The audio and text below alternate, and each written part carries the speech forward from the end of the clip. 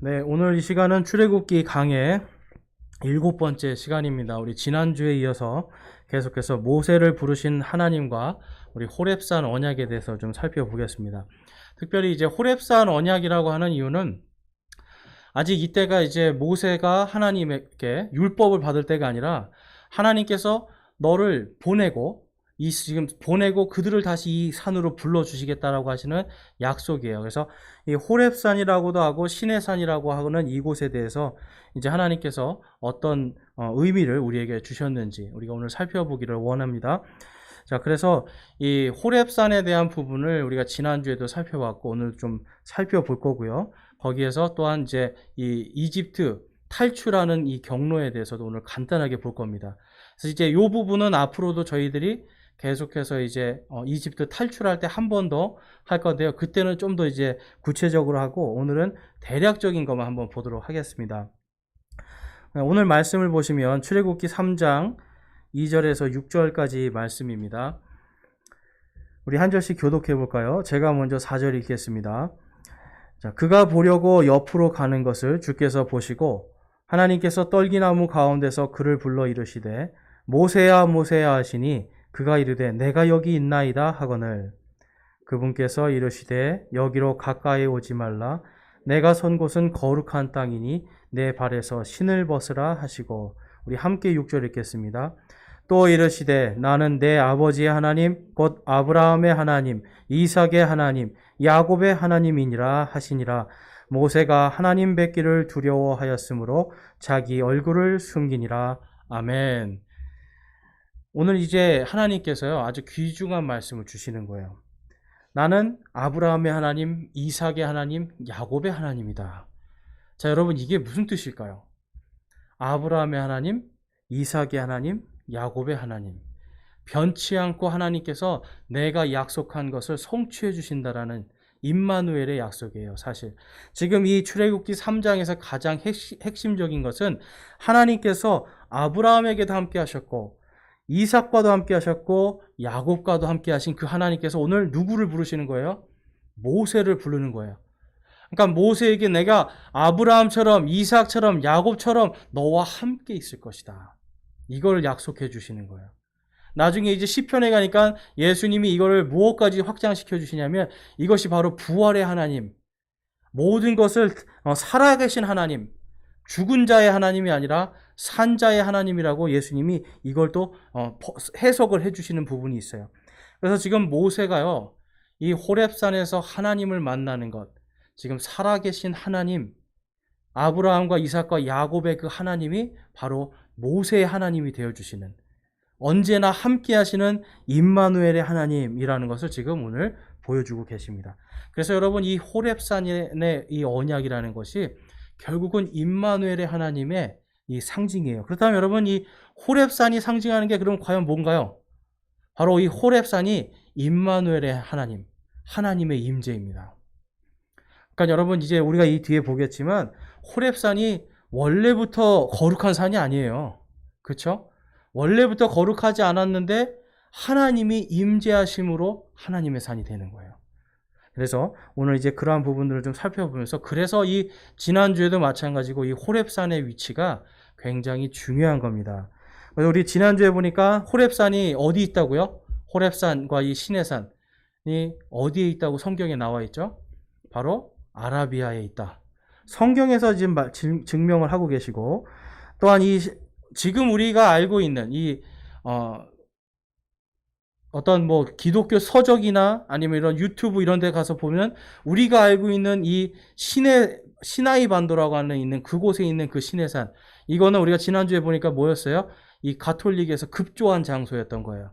그래서 6세기에 사람들의 이 성지 순례를 위해서 급하게 만들어냈던, 그런데 1세기에 있었던 이 요세푸스라든지 또한 유세비우스라고 하든지 이러한 1세기와 이 4세기 이때 있었던 역사학자들은 모두가 한결같이 뭐라고 그래요? 시내산이 어디 있었다고요? 아라비아에 있었다. 그래서 아라비아가 어딘지는 아시죠, 여러분? 바로 사우디아라비아, 거기를 얘기하는 겁니다. 그래서 이제 그것과 함께 또한 하나님께서 이 모세를 이 광야에서 40년 동안 하나님을 아는 지식과 또한 광야에서 생존할 수 있는 모든 지식으로 훈련시켜 주심을 우리가 볼 수 있어요. 그러니까 우리 학생들이, 우리 청년들이 세상 지식을 왜 익혀야 되는지 아시겠죠? 세상 지식을 우리가 알고 가서 열심히 공부해야 되는 이유는 다른 게 아니라 그것을 하나님이 쓰시기 때문에 그래요. 그래서 어떤 사람은 때로는 과학자로, 어떤 사람은 의사로도 쓰고, 또 어떤 사람은 여러분 이제 광부로도 쓰시고 그러는 거예요. 그러니까 성경에 보면 대언자 중에 농부들도 있고요. 또 어떤 사람은 막 소로 이렇게 쟁기질하다가 하나님의 부르심 받고 그러잖아요. 모세는 뭘 하다가 하나님의 부르심을 받았어요? 이집트의 왕자였을 때 받았습니까? 아니면 양의 똥을 치다가 받았습니까? 네. 양의 똥 치고 양 밥 주고 이런 거 하다가 하나님의 부름을 받는 거예요. 그러니까 하나님께서는요, 작은 것 하나도 우리가 하나님 앞에 신실하게 이 땅의 일들을 해 나갈 때 하나님이 그걸 쓰신다는 거예요. 그러니까 여러분, 내가 지금 하고 있는 거. 옛날에 어떤 분이 이제 그 유명한 목사님한테 와서 그랬대요. 목사님하고 이제 1대1로 면담하는데 제가 할 줄 아는 게 아무것도 없고 저는 그냥 소뚜껑 운전만 하고 있습니다. 너무나 한탄스럽습니다. 그러시더래요. 그래서 이 목사님이 무슨 말씀을 하는 거냐고.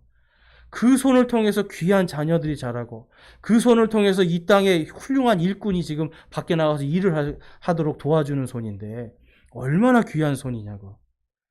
그러면서 이제 그 분이 위로를 받았다고 하는데, 여러분, 내가 가정에서 하는 작은 일 하나, 이거 여러분 아무것도 아닌 게 아니라 하나님께서 이거를 쓰신다라는 거예요. 반드시 하나님께서 이것을 쓰시리라 믿고 내가 그것을 할 때 하나님이 쓰십니다. 그런데 불평하면서 내가 이런 거 할 사람이 아닌데, 내가 이런 거 하려고 내가 학교를 다녔나, 뭐 이렇게 불평불만하고 있으면 어떻게 되는 거예요? 하나님이 쓰시고 싶어도 쓸 수가 없는 거예요. 그래서 이 모세를 생각해보고 다른 하나님의 대언자들을 생각해볼 때 우리가 이 땅에서 작은 것 하나도 하나님을 위해서 내가 신실하게 할 때, 거기에 대한 지식으로 내가 충만해질 때 하나님께서 나를 쓰신다라는 겁니다. 자, 그래서 이 호렙산의 위치에 대해서 우리 갈라디아서 4장 25절에 다음과 같이 말씀하고 있죠. 자, 이 하갈은 아라비아에 있는 시내산이요, 지금 있는 예루살렘에 해당하는 곳으로, 예루살렘에 해당하는 곳으로 하는 것은 예루살렘 갓이라는 뜻입니다. 그래서 자기 아이들과 더불어 종노릇 하느니라 라고 하면서 갈라디아에서, 지금 이제 갈라디아서에서 사도 바울이 지금 자기들이 있는 이 예루살렘이 마치 예전에 이 하갈과 같이 종노릇, 죄의 종노릇하는 그러한 모습이다라는 걸 이야기하는데, 거기에서 바로 이 하나님의 언약이, 보면 하나님의 이 사라에게 주신 언약이 있고 하갈에게 주신 언약이 있는데, 바로 이 시내산이 그 하갈의 언약을 상징한다. 그러면서 여러분, 이게 왜 이런 말이 나오냐면, 여러분, 율법이 하는 일은 무엇입니까? 율법. 성경에 있는 하나님의 율법이 하는 일은 죄를 알게 해주는 거예요. 죄.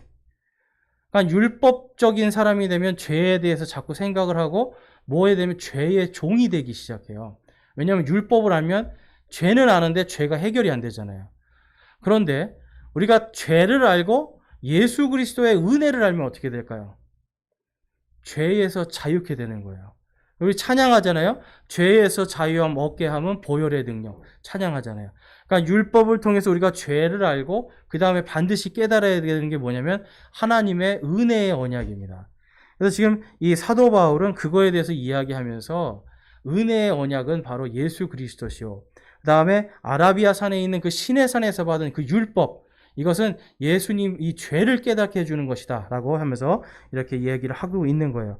그래서 어쨌든 이 시내산이 어디에 있다고요?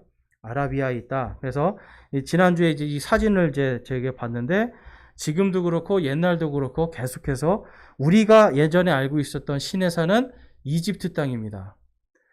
그러니까 여기에서 율법을 받았으면 이게 출애굽이에요? 아니면 그냥 아직도 계속 이집트에 있는 거예요? 이집트 땅에 있는 겁니다. 그러니까 출애굽이 될 수가 없는 거예요. 그래서 예전에 뭐 넘어가든 어디로 넘어가든 지금 우리가 알고 있는 이 시내산, 여기에서는요 지금 이집트 탈출이 될 수 없는 것이고, 또한 지금 오늘 모세가 지금 이 산에, 만약 이 노란색에 있는 시내산, 여기에 가서 지금 하나님을 만나는 거예요. 근데 뭘 끌고 갔어요? 양떼를 끌고 가니까 어떻게 되는 겁니까? 지금 이집트에선 이 사람을 잡으려고 애를 쓰고 있는데, 스스로 자살하는 그 길로 가는 거잖아요. 죽임당하러 가는 길이니까 도저히 이 산은 될 수가 없는 겁니다. 자, 그래서 이제 거기 신명기 말씀에도 가보면, 모세가 요르단 이편 광야 곧 바란과 도벨과 라반과 하세롯과 디사합 사이에 있는 홍해 맞은편 평야에 온 이스라엘에게 전한 말씀들이 이러하니라 라고 하면서 이 홍해 맞은편이라고 말씀을 해요. 근데 이게 이제 개역 한글, 우리가 예전에 쓰던 개역 한글 성경에 가니까 이 홍해 맞은편이 어디 있는가에 대한 또 힌트를 여기다 쫙 써놨어요. 보니까 이는 모세가 요단 저편 숲 맞은편에 아라바 광야라고 써 있어요. 아라바 광야.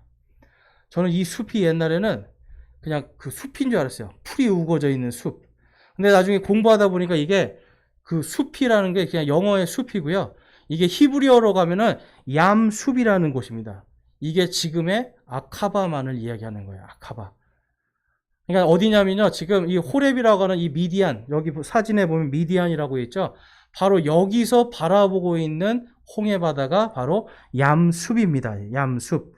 그러니까 지금 이제 미디안 땅에서 하나님을 만나고, 그리고 이제 우리가 좀 이따 보겠지만 이 모세의 장인 이드로가 사는 집에서 호렙산이 별로 멀지가 않아요. 그렇게 멀지 않은 곳이에요. 그래서 이 모세는요, 지금 이 이집트 땅에 있는 시내산이 아니라 아라비아 반도에 있는 어떤 한 산, 시내산, 지금 오늘날 이제 가장 유력하다는 것이 이제 이 아몬드 산이라고 불리는 자벨 알 라우즈라고 하는 산이 있어요. 그 산이 바로 호렙산일 것이다 라고 이제 사람들이 추측을 합니다. 자, 그래서 여러 가지 말씀을 다 종합해 봐도 결국은 이 이스라엘 백성들이 건넌 홍해는 얌숲이라고 하는 이 아카바만을 건넌 것이고, 지금 모세는 아라비아 반도에 있는 호렙산에서 하나님을 만나고 있는 겁니다. 자, 그러면 여러분, 이 호렙산이 왜 정확한 위치가 중요할까요? 그런 다른 게 아니라 바로 하나님의 말씀이 1.1획도 틀림이 없다라는 거예요. 그리고 바로 그 틀림없는 언약이 바로 하나님께서 살아계시다고 하는 증거가 됩니다. 자, 여러분, 이 성경 말씀이, 저도 예전에 신학 공부 처음에 할 때, 맨 처음에 할 땐 그 생각을 했어요. 왜냐하면 이게 완전한 하나님의 말씀이라는 생각은 하지만 그거는 내용이 완전하지 여기 있는 기록 하나하나까지도 다 완전할 수는 없다라는 생각을 제가 좀 했었어요. 그러니까 이제 뭐 아라비아만이든 뭐 숲이든 이게 무슨 상관이야. 하나님이 우리를 구원해 주신 게 중요한 거고, 이집트에서 이스라엘 백성들을 구원해 주신 게 중요한 거지 라는 생각을 했는데, 공부를 하면서 어떤 것들을 발견하냐면, 이러한 특히 이 시내산이 아라비아 땅이 아니라 이집트 땅에 있는 것 때문에 성경 말씀이 엄청나게 공격을 받습니다. 심지어는 신명기 1장에 있는 내용들이, 이거를 어떤 신학자들은 왜 도대체 1장에 있는 말씀을 여기다 넣었지? 왜 굳이 우리 좀 전에 읽은 신명기 1장 1절 말씀 이거를 왜 집어넣지? 이렇게 하면서 성경 말씀이 잘못됐고 사람들에 의해서 조작됐다라고 하는 그러한 주장을 하는 사람들이 있어요. 근데 이런 사람들이, 여러분, 신학 박사라고 하는 사람들이 이런 얘기를 해요. 그러니까 이러한 일들을 하면 어떻게 되겠습니까? 점점 그거를 배운 우리 신학생들은 어떻게 되겠어요? 아, 성경 말씀은 좀 후대에 이렇게 고쳐진 것도 있고 사람이 조작한 것도 있구나, 이렇게 받아들이기 시작하면 전하는 자도 이게 하나님의 온전한 말씀이라고 생각하지 못하고 받는 사람도 그게 온전한 하나님 말씀으로 받을 수가 없어요. 그래서 이제 제가 조금 이제 성격이 그래서 그런지 몰라도 이게 진짜 맞는지 안 맞는지 막 파고 들어가야 되는 거예요. 그러다 보니까 분명히 아라비아 땅에 있다라고 써 있는데 왜 우리는 계속 이집트 땅에 있는 시내산만을 바라봤을까? 그 생각을 하게 된 거예요. 그러면서 이제 미국에 있는 이 시나이인 아라비아닷컴이라고 하는 이런 사이트들, 그 다음에 이제 우리나라의 그 김승학이라고 하는 이런 박사, 그런 분들이 이제 하는 여러 가지 것들을 보면서, 자료들을 모으면서, 하나님의 말씀이 정말 틀림이 없구나 라는 것을 발견하게 됐어요. 그래서 제가 여러분들에게 이제 지금 요 말씀드리는 거는 지금 계속 이제 학자들이 고고학적인 발견을 해 나가는 부분이기 때문에 여러분들도 이제 앞으로 계속 그러한 사람들하고 계속 이 정보를 업데이트하면서 우리가 같이 공부하면 돼요.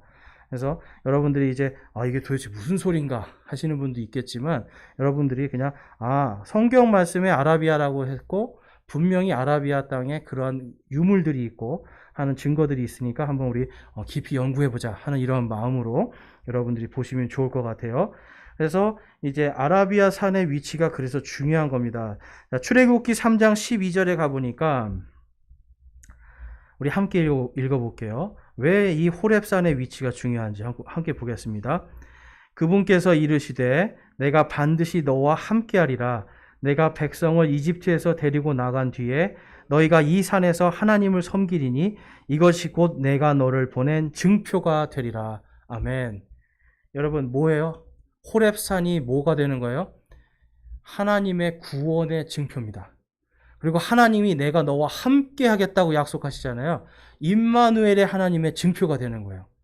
그래서 오늘 찬양할 때 우리 눈을 들어 산을 보아라. 너의 도움 어디서 오나? 천지 지으신 여호와께로다. 바로 이 여호와 하나님께서 너와 내가 함께 하겠다. 모세야, 내가 너와 함께 하겠다. 그리고 너의 백성들을 내가 구원할 증표로서 지금 이 산을 내가 너에게 보여주고 있는 거다라는 걸 약속하시는 거예요. 그러니까 여러분, 우리가 지금 교회에 오면 구원의 증표로서 내가 주님이 나를 위해서 십자가에 달려 죽으셨지 하면서 뭘 보는 거예요? 십자가를 보잖아요. 십자가를 우리가 십자가에 절하고 섬기는 건 아닌데 십자가를 보면서 뭘 보는 거예요? 주님이 나를 구원해 주셨구나 하는 증표를 하는 거잖아요. 당시에 이스라엘 백성은 뭐겠어요, 여러분? 호렙산을 봐야, 호렙산을 보면서 하나님께서 우리를 구원하셨구나, 하나님께서 우리와 함께 하시는구나라고 하는 이 증표가 되는 거예요. 그러니까 여러분, 이 호렙산을요, 그냥 대충 아무데나 호렙산이라고 하면은 이건 안 되는 거예요. 자, 그래서 이스라엘이 이 1967년도, 68년도에 바로 이 지금 우리가 알고 있는 이집트 땅의 시나이 반도를 점령합니다. 그래서 진짜 신의 산이 맞는지를 막 10년 동안을 발굴을 했는데 아무것도 못 찾았어요. 그래서 어떻게 했냐면 이집트 너네 가져, 그리고 다시 주고 자기네 나라로 갔단 말이에요. 그러니까 우리가 알고 있던 이 이집트 땅에 있는 신의 산은 사실 고고학적으로도 아무런 증표가 되지 못하고 오히려 지금 아라비아 반도에 있는 이 아몬드 산이라 불리는 이 자벨 알 라우즈라고 하는 이 산이 더 고고학적으로 가치를 지금 발휘를 하고 있습니다. 자, 그래서 이 뒷장으로 넘어가 보시면 이제 그렇다면 이제 현재 우리가 알고 있는 출애굽 경로하고 또 지금 이제 새롭게 주장되는 출애굽 경로가 다르다라는 걸 우리가 이제 알 수가 있어요. 그러니까 옛날에는 지금의 수에즈만으로 건넜다, 아니면 아예 저 위에 제일 낮은 곳으로, 얕은 곳으로 건넜다, 이런 주장들이 있었는데 이제 이 고고학적인 발굴들이 이제 계속 이루어지고 있고요. 그다음에 이제 현재는 이제 아라비아 정부의 통제 때문에 이게 잘 안 되고 있지만 어쨌든 계속 밝혀지고 있습니다. 자, 거기 있는 것처럼 지금 왜냐면 이 라오즈 산에 그 사우디아라비아의 군사 시설이 있어요. 왜냐면 여기에서 딱 여기에 미사일 기지를 세워놓고 정확하게 이스라엘의 땅이 보이거든요. 예루살렘이 보이거든요, 이 산에서. 그러니까 이곳에 지금 군사 기지가 있기 때문에 더 발굴이 지금 어려운 상황에 있다라고 이제 합니다. 자, 그래서 거기에 보시면 그림을 한번 보실게요. 그림. 검은색으로 지도 한번 보실게요. 이 지도를 제가 좀 앞에 좀 보시면, 이제 이 이스라엘이 어디 있나 지금 우리가 지금 이야기하는 곳이 어디인가 잘 모르시는 분들이 있어서, 지금 오른쪽 맨 이쪽이 한국이고요. 왼쪽 맨 이쪽이 지금 사우디아라비아입니다. 앞에 그 화면을 보세요. 그러니까 지금 대한민국 그리고 사우디아라비아 이렇게 사진이 있어요. 그래서 여러분들 이제 지리학을 좀 공부를 하셔야 됩니다. 그래서 어떤 분들은 한평생 교회 다니는데 이스라엘이 어디 있는지도 모르세요. 한평생 교회 다니는데도 도대체 이스라엘이 어디야? 그래요. 근데 지금 여기에서 보면은 이스라엘이 어딘가, 지금 오른쪽 빨간 것은 대한민국, 왼쪽에 빨간 것은 지금 중동이라고 하는 이스라엘이 있는 지역입니다. 그래서 이제 더 확대해서 보면 이제 오늘 우리가 볼 사우디아라비아가 있고 이집트가 있고 그 위에 뭐가 있어요? 이스라엘이라는 나라가 있습니다. 자, 이제 이스라엘이 어디 있는지 아시겠죠? 자, 적어도 여기 앉아 계신 분들은 이스라엘이 어디 있는지, 사우디아라비아가 어디 있는지, 이집트가 어디 있는지 좀 아셨으면 좋겠어요. 네. 그래야 이제 성경에 이게 풀립니다. 네. 그래서 이거 나 몰라도 상관없어가 아니라 이걸 아셔야 돼요. 자, 그래서 이제 이 오늘 나눠드린 그 프린트물에, 유인물에 있는 이 사진을 보시면 이 검은색으로 된 것이 기존의 경로. 그래서 보면 이집트 땅에 있는 지금 시내산, 그리고 그 건너편에 뭐가 있어요? 미디안 땅, 아라비아 반도의 라오스산, 요게 있습니다. 그리고 거기에 보면 엘림이라는 데가 보이시죠? 엘림. 이제 앞에 화면에 보면 조금 더 크게 보입니다. 엘림. 바로 요 엘림 근처에 이 모세의 장인인 이드로가 사는 마을이 있어요. 그러니까 여러분, 이 모세가 이스라엘 백성들을 지금 데리고 홍해 바다를 건너서 왜 엘림으로 간지 아시겠죠? 자기가 아는 곳이에요. 하나님의 인도도 있지만 하나님께서 그 엘림으로 해서 이 이스라엘 백성들이 우물가에서 물을 먹을 수 있도록 다 준비를 해 놓으셨단 말이에요. 그래서 지금 이 엘림이라는 것 근처가 바로 원래 이 모세가 양치고 막 하던 이런 동네란 말이에요. 그러면 엘림에서 라오스산이 가깝습니까? 뭡니까? 가까워요. 그래서 오늘 이제 이 말씀에 가보면 양떼를 몰고 바로 이 라오스산까지 갈 수 있어요. 만약에 여러분 이집트 땅에 있는 시내산이면 모세가 양떼를 몰고 어떻게 해야 돼요? 바다를 건너가거나 아니면 저 위로 올라가 가지고 한참을 돌아서 가야 시내산을 갈 수 있어요. 그럼 가는 도중에 양떼들이 어떻게 될까요? 양떼 다 죽어요. 그리고 가는 동안에 뭘 만나요? 이집트 국경 수비대를 만나니까 또 거기서 잡혀서 죽을 수 있어요. 그러니까 성경을 우리가 볼 때 지금 이 이집트 땅에 있는 시내산에서 만약에 모세가 양떼까지 몰고 가서 하나님을 만났다라는 것은 사실 말이 되지가 않는 겁니다. 그러면 이제 그것 때문에 새롭게 주장하는 사람들이 있어요. 그래서 이제 새로운 주장은 뭐냐면 파란색 루트입니다. 파란색 루트. 그래서 거기 보면 이제 고센 땅에서 이렇게 쭉 이 시나이 반도를 가로질러 가서 아래로 내려옵니다. 그래서 제가 구글에 가서 성경에 보면은 이게 3일길이라는 말이 있어요. 3일길. 그래서 과연 이게 진짜 3일길인지 알아봐야 되잖아요. 그래서 구글에 가서 제가 한번 이렇게 잘 그 길 따라서 한번 사람이 걸어서 얼마나 걸리나를 계산을 해봤더니 하루도 안 쉬고 쭉 걸으면 3일까지 저 홍해바다 앞에까지 갑니다. 네. 남자가 한 번도 안 쉬고 하루 종일 3일 동안을 걸으면 저 홍해바다 앞에까지 갈 수가 있어요. 그러니까 성경에서 3일길이라고 얘기하고 우리가 광야로 가겠다고 하는 그 모세의 말이 사실인 게 드러나더라고요. 그러니까 참 좋은 시대예요, 지금이. 그냥 구글로 쫙 보니까 그렇게 되더라. 그래서 이제 거기에서 광야길을 지나서 그 밑에 가면 누에바라고 쓰인 곳이 있습니다. 누에바. 지금은 이게 비아히롯이라고 하는 곳인데 이 누에바에 가면 뭐가 있냐면 솔로몬의 기둥이 있어요. 누에바라는 곳이 우리가 이제 다음에 좀 보겠지만 굉장히 큰 이 공간이 있는 사람이 수백만 명이 갈 수 있는데 딱 홍해바다 앞에 삼각형으로 딱 돼 있는 곳이에요. 그러니까 뒤로는 골짜기를 통해 가지고 군대가 들어오려고 해도 하나님이 불기둥, 구름 기둥으로 딱 막으면 들어올 수가 없고 딱 지금 이 이스라엘 백성들이 홍해바다를 딱 바라보고 있는 곳이 누에바인데 솔로몬이라는 사람이 이곳에 기둥을 세웁니다. 왜 세웠을까요, 여러분? 우리 조상들이 건넌 곳이니까. 그리고 그 건너편에 이제 가면은 이 수르 광야라는 것이 있는데 거기에 가면 또 솔로몬의 기둥 흔적이 있습니다. 지금은 없어졌어요. 그런데 기둥이 있었던 흔적들이 있어요. 그러니까 솔로몬이 거기다가 왜 기둥을 세웠을까요, 여러분? 우리가 여기를 건넜다.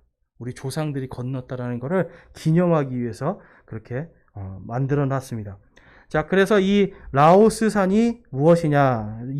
이제 보면 이제 하나님의 산 호렙이라는 뜻이 이제 건조하고 마른 이런 뜻이고 시내산이라는 거는 바로 오늘 하나님께서 떨기나무가 불타고 있는 그곳, 하나님의 임재를 나타내는 떨기나무가 불타고 있는 바로 그 모양인데 떨기나무 덤불이 많아서 신의 산이라고도 불렀어요. 자, 그런데 지금 이제 이 산이 지금은 뭐로 불리냐면 아몬드 산이라고 불립니다. 아몬드 산. 그래서 자벨이라는 뜻은 산이라는 뜻이고요. 알 라우즈라는 뜻은 아몬드라는 뜻이에요. 그러니까 아몬드 산. 자, 그런데 참 재밌는 말씀이 있습니다. 자, 이 출애굽기 37장에 가보면 하나님께서 지금 이 아몬드 산 밑에서 1년 15일을 이 이스라엘 백성들이 거기에 살거든요. 그러니까 여러분, 이 사람들이 1년 15일 동안 뭘 많이 볼 수 있겠어요? 아몬드 나무, 아몬드 열매 이런 거 보는 거잖아요. 그래서 출애굽기 37장 17절에 가보면 금 등잔대를 이렇게 만들라라고 하나님이 명령을 하세요. 자, 한 가지에 둥근 꽃 받침과 꽃이 있는 아몬드 모양의 잔 3개가 있게 하고 다른 가지에 둥근 꽃 받침과 꽃이 있는 아몬드 모양의 잔 3개가 있게 하여 등잔대에서 나오는 여러 가지가 그리 되게 하리라. 그래서 한 줄기가 있고요. 양 옆으로 이쪽에 3개, 이쪽에 3개. 3개씩 이렇게 해서 딱 하나님께서 이 금 등잔대를 만들어요. 그래서 가운데 하나, 그리고 양 옆에 3개에서 총 7개의 등불을 밝힐 수 있는 이 하나님의 등잔대를 만듭니다. 근데 거기서 지금 무슨 모양으로 만들려고 그래요? 이 등잔을? 아몬드 꽃 모양으로. 그런데 우리나라 개역 한글 성경에서는 아몬드가 그 당시에 알았을까요? 몰랐을까요? 한국에는 아몬드가 없었어요. 제가 어렸을 때 그 블루 다이아몬드? 이 노래 나오면서 아몬드가 나와서 저 깜짝 놀랐어요. 아, 이런 게 있구나. 제가 어렸을 때 아몬드 처음 알았어요. 원래 알고 계셨어요, 혹시? 어렸을 때? 우리 어머님 세대들, 아버님 세대들. 아몬드 몰랐잖아요. 그러니까 아몬드가 우리나라에서 이게 유행이 되고 사람들이 먹은 게 얼마 안 된단 말이에요. 몇십 년 안 돼요. 그러니까 지금 이 성경이 번역이 되던 한 100년 전에는 아몬드를 알 수가 없죠. 그러니까 아몬드라는 말을 못 쓰고 뭘 쓴 거예요? 살구꽃이다. 이렇게 번역을 한 거예요. 그러니까 이제 살구꽃이라 그러니까 이제 도무지 연관이 안 되는데 오늘 이제 말씀처럼 아몬드 모양의 잔 3개. 그러니까 뭐예요? 바로 라오스산 밑에서 아몬드 나무, 아몬드 꽃 이걸 보던 사람들에게 바로 그 모양으로 만들어라 라고 하나님이 이렇게 명령하시는 걸 볼 수가 있습니다. 그래서 이 아몬드 산이라고 불리는 곳에서 아몬드 모양의 잔 3개를 만들어라 하는 모습은 당연히 그곳에서 이들이 오래 살았기 때문에 1년 이상을 살았기 때문에 하나님께서 그렇게 명령하실 수 있다라는 걸 우리가 당연하게 받아들일 수가 있고요. 그 다음에 이제 이스라엘 백성들이 홍해 바다를 마른 땅과 같이 건너게 됩니다. 그렇죠? 자, 여러분 근데 혹시 그거 아세요? 바다에도 계곡이 있는 거 아세요? 바다에도 협곡이 있고 우리가 산에 가면 어떻게 돼 있어요? 우리 북한산만 가도 그냥 이렇게 둥그렇게 이렇게 돼 있나요? 아니면 이렇게 들어갔다 나왔다 이렇게 하면서 올라가나요? 다 이렇게 올라갔다 내려갔다 하면서 사요. 근데 바다도 똑같습니다. 제가 예전에 동해바다에서 한번 이제 가본 적이 있는데 요 앞에서는 수영을 할 만한데 조금만 가면 푹 들어가요. 근데 수영을 조금 더 해서 가면 저 위에는 또 이렇게 쑥 올라와 있어요. 그러니까 바다가 이렇게 돼 있단 말이에요. 그럼 여기를 마른 땅과 같이 건너려면 어떻게 되겠습니까, 여러분? 이 사람들도 올라갔다 내려갔다 하면서 건너가야 되잖아요. 그 생각 한 번도 안 해보셨어요, 여러분? 바다에 분명히 협곡이 있고 바다도 울퉁불퉁한데 어떻게 거기를 마른 땅과 같이 이렇게 잘 건너갈 수 있었을까? 더군다나 뒤에서는 이집트군이 막 쫓아오고 있는데 이집트군은 또 뭐까지 타고 와요? 말하고 마차까지 막 끌고 오는데 그 말하고 마차가 그럼 어떻게 지나갈 수 있겠어요, 여기를? 자, 그런데 참 재밌는 게 있습니다. 3페이지에 가보시면 아까 우리가 봤던 이 솔로몬의 기둥이 있는 이 누에바 앞에만 희한한 지형이 있어요. 거기에 약 13km 정도의 해저 길이 있습니다. 그러니까 이 홍해바다가 다른 데도 다 마찬가지예요. 이렇게 깊이 들어갔다 나왔다는 이런 해저 협곡이 있는데 누에바에서 그 앞에 있는 수루 광야까지 13km의 일직선 길이 쫙 있다라는 거예요. 평평한 길이. 그러니까 이스라엘 백성들이 하나님께서 물을 다 동풍으로 불어가지고 싹 양 옆으로 물을 딱 세워놓고 마른 땅과 같이 이 길을 갈 수가 있을까요? 없을까요? 있는 거예요. 마차하고 말이 그들을 죽이려고 쫓아갈 수가 있었을까요? 없었을까요? 있었던 거예요. 그래서 희한하게 지금도 가면 누에바 앞에만 이러한 지형이 되어 있습니다. 그리고 거기를 가서 발굴을 하면 뭐가 나오냐면 전차바퀴, 마차의 이런 호구들, 그리고 수많은 사람들의 뼈들이 막 거기서 발견이 돼요. 요 길 위에. 자, 이런 것들을 왜 거기 있을까요? 이집트 사람들이 군대가 거기에서 수장을 당한 거예요. 그러니까 이 누에바 앞에만 이 홍해 바다에서 유일하게 이곳만 그렇습니다. 이곳만 평탄한 길이 13km가 쫙 반대편 미디안 땅까지 연결이 되어 있는 것. 이걸 볼 수가 있습니다.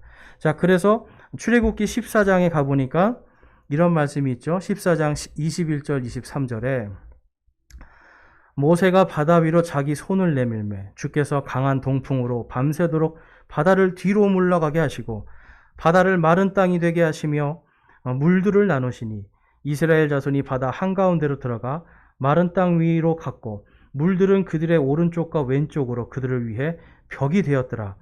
이집트 사람들과 파라오의 말들과 그의 병거들과 기병들이 그들을 추격하여 바다 한가운데로 들어오매. 자, 여러분, 이 말씀을 읽으면서 저도 예전에는 그냥 그럴 수 있나 보다 했는데 과학적으로 생각해 보니까 이게 도저히 말이 안 돼요. 어느 날 보니까 야, 어떻게 바다가 울퉁불퉁한데 거기를 사람들이 이렇게 쫙 건너가고 또 마차도 가고 말이 따라갔을까? 이게 말이 안 되거든요. 그런데 이 누에바의 지형을 보고 그 안에 있는 해저 지형을 보니까 충분히 이해가 되더라고요. 그래서 여러분 이제 이런 것들이 이제 우리가 이제 성경을 읽으면서 그냥 읽는 게 아니라 어떻게 그럴 수 있었을까 생각해 보면 거기에 이제 거기에서 또 이제 과학적인 발견들이 나타날 수 있습니다. 그래서 보면 여러분 우리가 만화 영화나 이제 영화를 보면 어때요? 모세가 탁 지팡이를 대면 물이 한순간에 쫙 갈라지잖아요. 근데 여기서는 뭐라고 나와요, 여러분? 강한 동풍으로 밤새도록 바다를 뒤로 물러가게 하시고 한 번에 된 게 아니라는 거죠. 강한 동풍으로 밤새도록 하나님이 이걸 길을 열어주시는 겁니다. 그러니까 그 광경을 여러분 상상을 한번 해보세요. 밤새도록 강한 동풍이 있어서 바다가 쫙 갈라지면서 길이 쫙 평탄한 길이 쫙 나온다고 생각해 보세요. 그러니까 이러한 것들을 이제 우리가 좀 상상해 볼 때 더 재밌어집니다. 성경이. 자, 그래서 이제 이 길을 바로 건너서 미디안 땅으로 가고 그걸 통해서 이제 이들이 오늘 우리가 아까 좀 전에 봤던 라오즈 산까지 이들이 갈 수 있었다라는 것을 볼 수가 있습니다. 자, 그래서 유일하게 이 홍해 바다에서는 이곳만 이 해저 길이 있고 다른 곳은 전부 다 지형이 전부 다 깊이 파여 있습니다. 그러니까 건너기가 제일 힘든 곳인데 이곳만이 유일하게 이렇게 돼 있다. 그래서 과학적으로 봤을 때 이곳이 이스라엘 백성들이 건넌 곳이 아닐까라고 우리가 추측을 해볼 수가 있는 겁니다. 자, 그 다음에 이제 중요한 것은 이 호렙산에 대한 문제인데요. 여러분 이제 우리가 한국 사람들도 그렇고 이제 이스라엘 사람들도 그렇고 보면 어디에다가 주로 이렇게 산당이나 뭐 무당집들 이렇게 차려놓습니까? 산에다. 왜 그래요, 여러분? 북한산에 이 주변에 보니까 북한산에 엄청 많은 절도 많고 무당집이 많아요. 왜 그래요, 여러분? 산에 가면 뭔가 영험한 무슨 뭐 신령한 산이 있잖아요. 계룡산 가보셨어요, 여러분? 제가 대전에 있을 때 계룡산 가봤는데 거기는 뭐가 터가 세다면서 온갖 무당들 다 모입니다. 그러니까 산이 신령한 산이라는 거예요. 그러니까 이제 그러한 것들이 뭐냐면 이 사람들 마음속에는 뭔가 나보다 큰 존재에 대한 이것을 우상화시키는 게 자꾸 있어요. 제가 그래서 어떻게 보면 하나님이 그거를 막으려고 정확한 위치, 산의 위치를 안 가르쳐 주시는 것도 맞는 것 같아요. 만약에 우리나라 사람들 여러분 만약에 이 라오즈 산이 그 신의 산이다 이제 확실히 이제 딱 발표되면 어떻게 했어요? 전부 다 성지순례 한다고 막 가고 난리 날 거예요. 거기 가서 뭔가 좀 또 우리나라 사람들 잘하는 거 있잖아요. 돌탑 쌓기 이런 것도 좀 하고 그럴 거란 말이에요. 그러니까 사람들에게 하나님이 어떻게 보면 이 하나님의 말씀을 받은 이 거룩한 신의 산, 호렙산을 정확한 위치를 가리신 것도 우리에겐 또 은혜입니다. 그렇지만 발견해 나가는 또 재미가 있는 거죠. 근데 어쨌든 이 호렙산은 원래 그렇게 영험한 산이 아니라는 거예요. 뭔가 기가 세고 막 이런 산이 아니라는 거예요. 모세가 뭐 하려고 왔어요, 여기를? 양 먹이 주러 갔잖아요. 거기에 하나님 만나러 갔습니까? 처음에 모세가? 아니거든요. 그냥 양들 밥 먹이러 간 거예요, 양들. 양 밥 먹이러 가고 양들이 거기서 뛰어놀고 하던 그냥 이런 보통 산이란 말이에요. 호렙이라는 게 원래는. 그리고 아까도 이제 이름에서도 마찬가지로 이렇게 다 말라 있는 그냥 이런 이 떨기나무 같이 쓸모없는 이런 나무들이 있고 막 이런 곳이란 말이에요. 그러니까 원래는 그냥 평범한 산 중에 하나였는데 그것이 뭐가 됩니까, 여러분? 하나님께서 거기에 임하심을 통해서 하나님의 산이 돼요. 그러니까 후대 사람들이 성경 쓸 때 호렙산, 시내산 그러면서 후대 사람들이니까 뭐라 그래요? 이 모세가 뭐라 그래요? 그것이 하나님의 산이다. 이렇게 얘기하는 것이지 원래는 이건 그냥 평범한 산이었단 말이에요. 평범한 산인데 그곳에 하나님이 임재하심을 통해서 하나님의 산이 됩니다. 출애굽기 3장 5절에서 6절 말씀에 가보면 원래는 평범한 산이었는데 하나님께서 이렇게 말씀하시죠.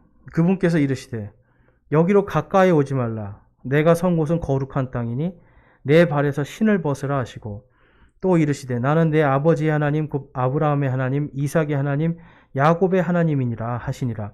모세가 하나님 뵙기를 두려워하였으므로 자기 얼굴을 숨기니라. 양 밥 주러 갔다가 하나님 만났는데 하나님이 이곳은 거룩한 땅이니 내 신발을 벗어라. 이것 때문에 우리나라는 예전에 강대상에 올라올 때 다 모였어요. 신발 벗어야 됐어요. 거룩한 곳이라고 여기가. 강대 이거 위에 여기 거룩하다가 모여서 다 목사님들도 신발 벗고 올라가고 애들은 여기 올라오지도 못하잖아요. 거룩한 곳에 어디 감히 애들이 올라오고 신발을 신고 올라오고 큰일 났어요. 막 혼나고 그랬어요. 그게 뭐야? 내 신발을 벗어라. 이것 때문에 그렇거든요. 근데 여러분 지금 보면 뭐냐면 신약 시대는 이게 사실 다른 것으로 이제 우리가 좀 이따 보겠지만 자꾸 사람들은 뭔가 거룩한 걸 자꾸 만들려고 한단 말이에요. 근데 사실은 하나님은요. 지금 여러분 마음에도 계시지만 여기 어디에나 다 계시잖아요. 여러분 앉은 자리는 성스럽지 않고 지금 제가 서 있는 여기는 성스럽습니까? 아니잖아요. 다 성스러운 것이고 여러분의 가정이나 여러분이 다니는 직장은 어때요? 거기도 하나님이 계시구나 하면 거기가 성스러운 곳이 되는 거예요.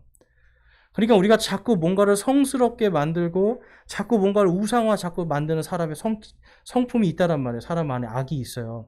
그래서 호렙산이라는 것도 사실 하나님께서 임재하기 전까지는 그냥 평범했는데 하나님께서 임재하시는 순간 모세에게 내가 너와 함께하리라.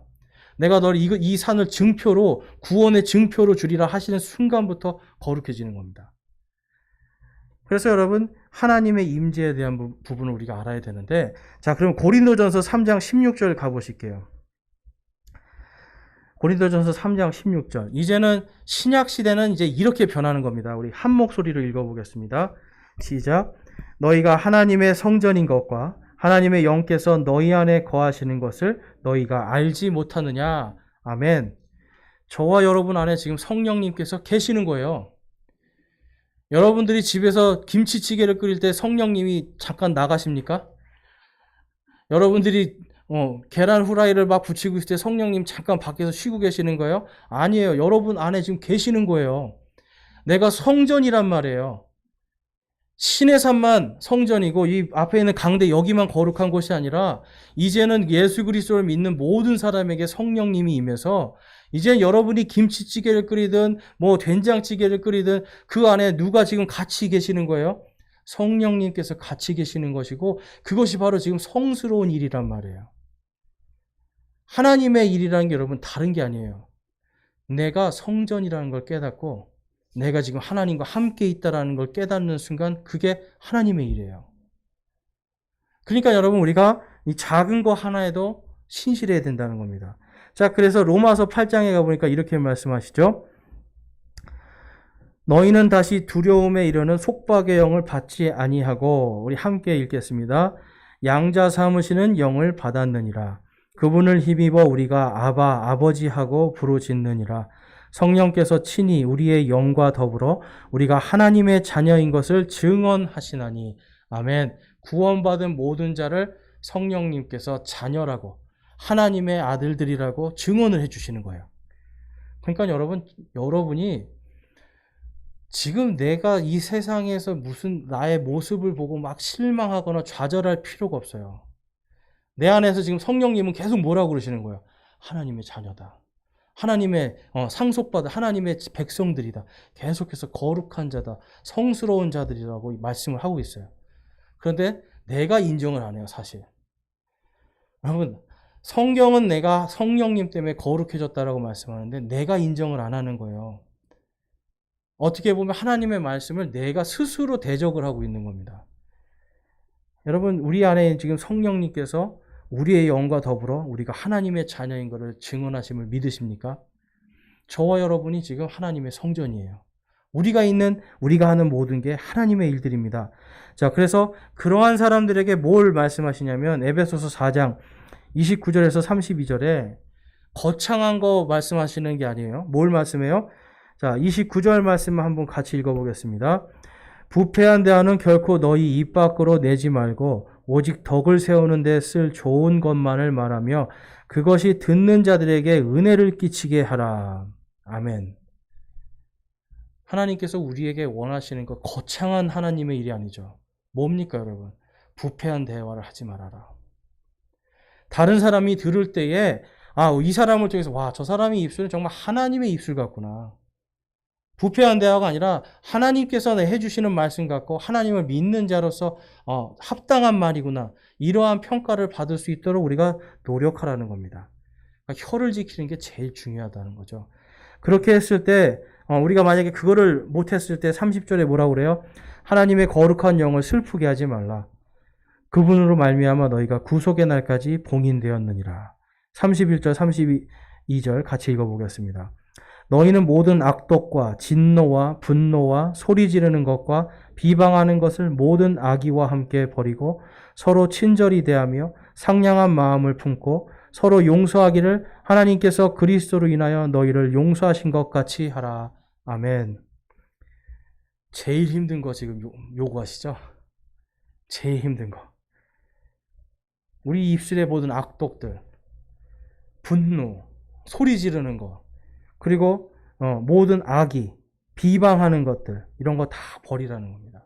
부패한 대화가 이거라고 말씀하시는 거예요. 그러니까 가정에서든 직장에서든 우리가 교회에서든 어디 가든지 내가 성전이에요.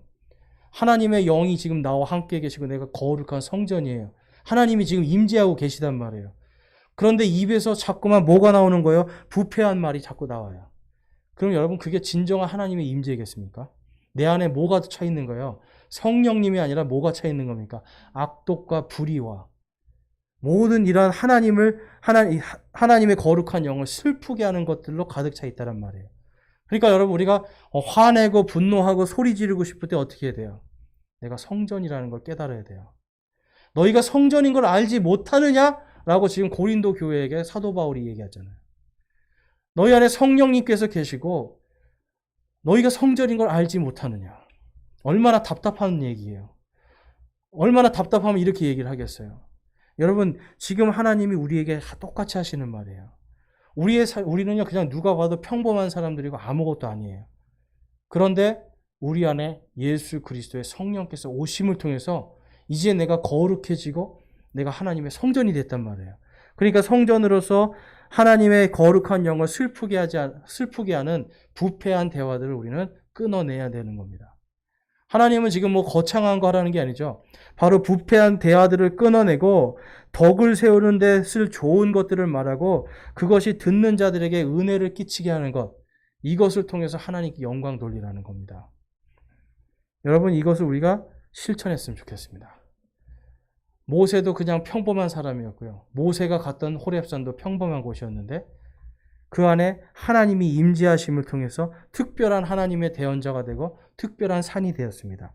저와 여러분도 그냥 평범하고 세상에서 보면 보잘것없는 인생들이지만 하나님께서 우리를 찾아오시고 예수 그리스도를 통해서 우리를 구속의 영으로 끝까지 보호해 주시는 이 성령님이 우리 안에 계심을 통해서 이제 우리는 하나님의 특별한 백성들 그리고 하나님의 거룩한 성전이 된 겁니다. 여러분 이 말씀에 아멘으로 여러분들이 받아들이셨으면 좋겠어요. 우리가 정말 다른 것이 아니라 이 호렙에서 우리가 느끼는 것은 이것이 어디에 위치했느냐, 이것도 중요해요. 그리고 이스라엘 백성이 어떻게 그곳을 갔느냐, 이것도 중요해요. 근데 더 중요한 건 뭐냐면 하나님께서 임하셨으므로 그곳이 거룩해졌다는 것. 하나님이 부르셨으므로 모세가 거룩해졌다는 것. 동일하게 우리도 주님의 영께서 우리에게 임재하심을 통해서 우리가 주님의 성전이 되었다는 것과 주님이 우리를 부르심을 통해서 우리가 그분의 자녀가 되었다는 게 바로 오늘 이 호렙산이 하나님께서 구원의 증표로 이 모세에게 주신 그 은혜의 상징입니다. 그러니까 저와 여러분이 그냥 교회에 와서 오늘도 십자가를 보고 그냥 교회는 당연히 십자가가 있어야지 이런 생각이 아니라요. 하나님께서 나를 성전으로 만들어 주셨구나. 하나님께서 나를 구원해 주셨구나. 내가 그분의 특별한 백성이구나. 이걸 여러분 우리가 기억하시길 바라요. 정말 많은 사람들이 우리가 그냥 이 십자가를 보면서도 아무 생각이 없어요. 심지어는 십자가 차에다가 걸어놓고 사고 나면 어때요? 십자가 걸은 두 차 주인이 나와서 서로 멱살잡이면서 싸우잖아요. 이러한 일들도 많단 말이에요. 그러니까 우리가 이 하나님 앞에서 내가 언제나 주님이 나와 함께 하신다. 라는 이것을 여러분들이 기억하시고 내가 주님 모든 일상 속에서 작은 것 하나하나까지도 내가 주님의 임재를 인정하고 내가 하나님의 성전인 것을 인정할 때 내가 그 일이 거룩한 일이 된다는 걸 여러분들이 기억하시길 바랍니다. 그래서 저와 여러분이 정말 우리를 평범하고 어떻게 보면 보잘것없고 메말랐던 우리를 하나님께서 불러주시고 이제는 그 은혜 가운데서 우리를 거룩하게 하시고 하나님의 영광을 우리에게 약속하신 이 구원의 사건, 이것을 우리 성경 말씀을 통해서 오늘 발견하고 이것을 통해서 저와 여러분이 이제는 주님의 힘으로 또한 주님의 능력으로 모든 것들을 승리하시기 바랍니다. 네, 오늘 말씀 여기까지 마치겠습니다. 기도하겠습니다. 하나님 아버지 감사합니다. 저희는 평범하고 메마르었으며 볼품없는 것들이 우리 삶 속에 많이 있는 그러한 존재였지만 예수님께서 우리를 찾아오시고 우리가 그분의 이름을 부를 때에 성령님께서 우리에게 임하심으로 우리는 주님의 성전이 되었음을 고백하며 감사를 드립니다. 우리는 아무것도 아닌데 예수 그리스도의 그 성령께서 우리를 거룩해 하시고 하나님의 자녀가 되게 해주셨습니다. 주님, 저희들이 그 마음을 언제나 그 은혜를 깊이 묵상하면서 우리가 하는 모든 것들, 우리가 가는 모든 곳에서 저희들이 부패한 대화를 끊어버리고 하나님께 영광을 돌리고 은혜를 끼치는 저희 모두가 되게 하여 주시옵소서.